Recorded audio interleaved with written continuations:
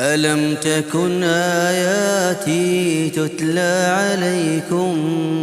فكنتم بها تكذبون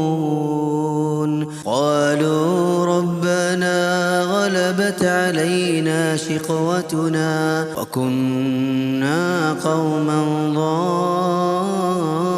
ضالين ربنا أخرجنا منها فإن عدنا فإنا ظالمون قال اخسئوا فيها ولا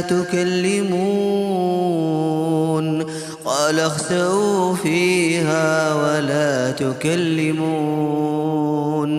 إنه كان فريق من عبادي يقولون ربنا